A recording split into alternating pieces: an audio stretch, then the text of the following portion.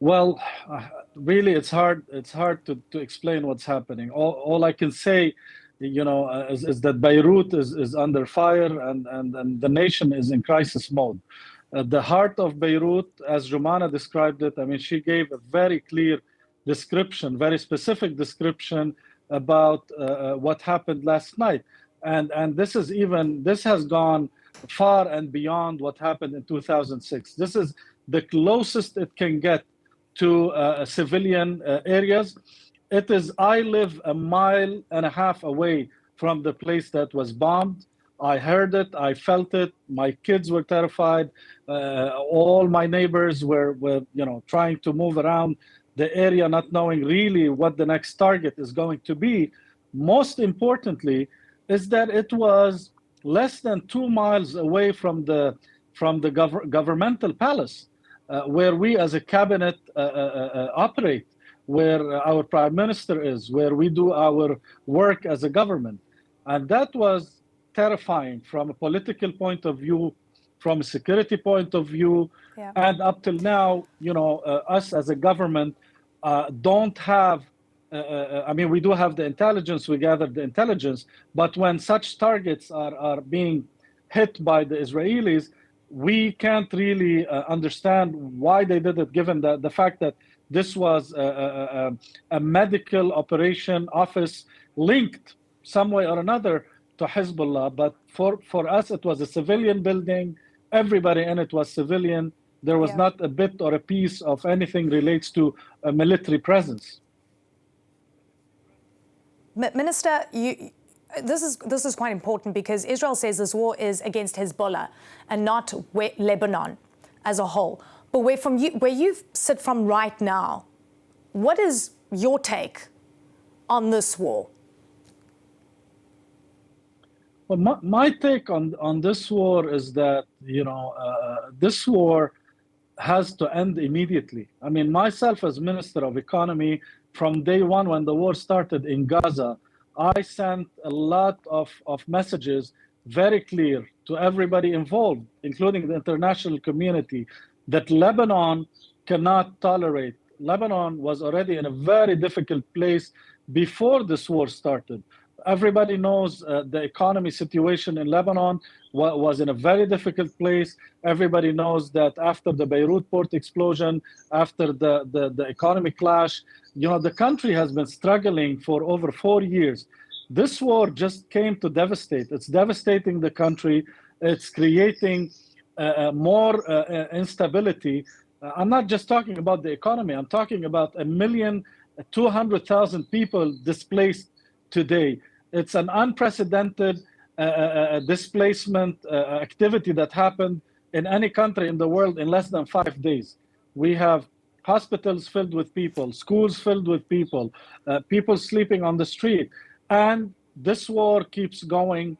The way I see it is that this war has no goal. It's just destroying the country, and it's just taking it to a place where it's very difficult to come from. What are your top priorities? What are you in need of the most right now? So definitely we have had a major meeting, a flash appeal meeting with donor countries for yesterday, and we asked for about $400 million plus for the remainder of this year for aid and assistance to cover all the displaced people. We received so far from all the donor countries $200 million. In addition to that, we have received $100 million as well from the United Arab Emirates. We've been receiving aid from many Arab countries, including Saudi Arabia, Qatar, Pakistan. Many other countries are pouring in aid into Lebanon because it's much needed in this situation.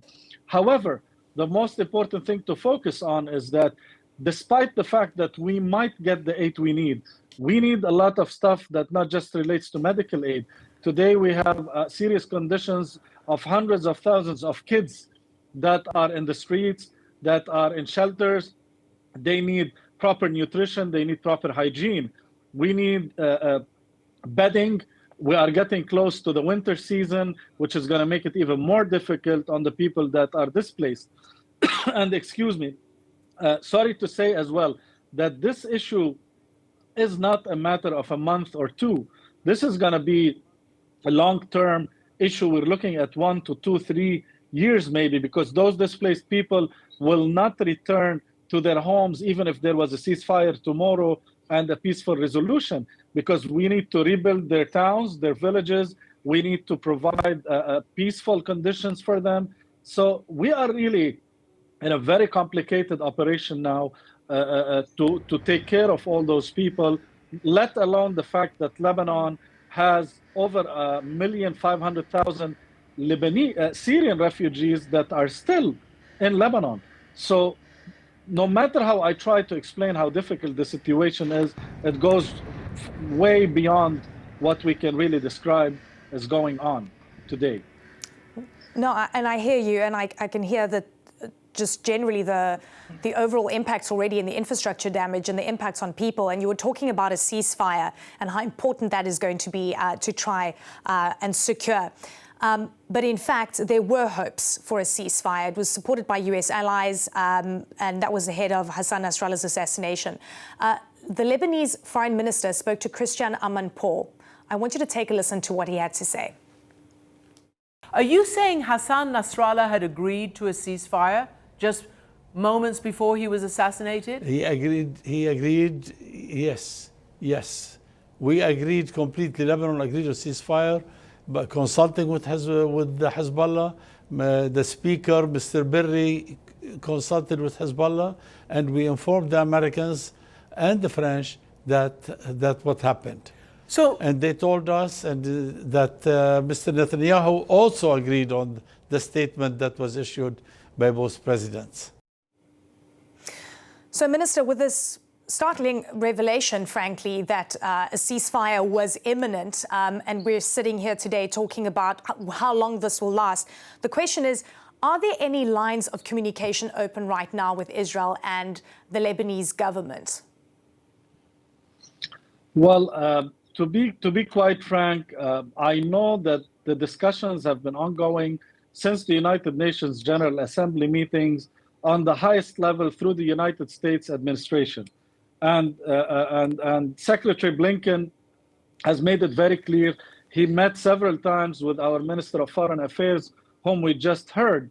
And the message was communicated from the United States that Lebanon wants a ceasefire. Then we got a reply that the Israeli side is open up for a ceasefire discussion seriously.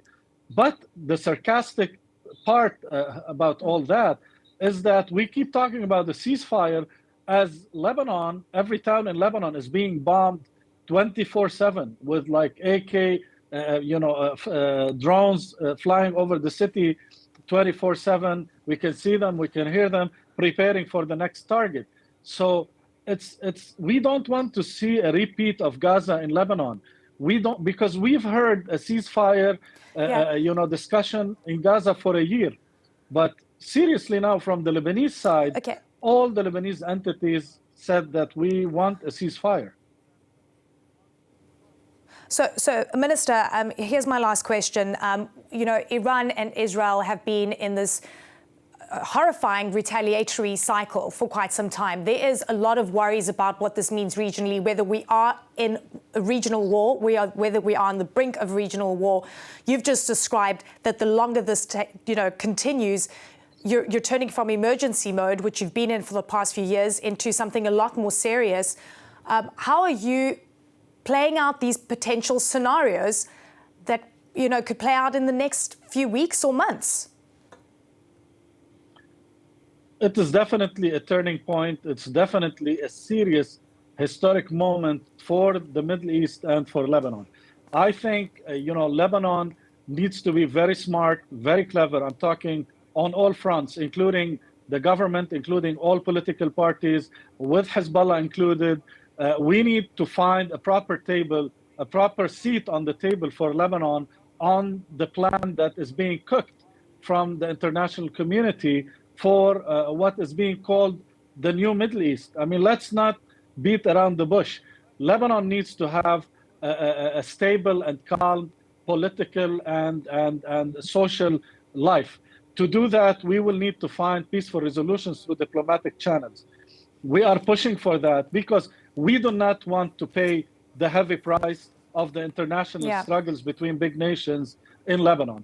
So we will do whatever it takes. We will communicate with whoever we need, but internally with all the political parties, including Hezbollah, externally with all the key players that can help Lebanon, particularly the United States, who's playing a major role in this saving of Lebanon mission. So there's going to be all the influence, all the energy put in that direction, because we want Lebanon to live in peace and to be able to restore our economy and have some prosperity in the near future.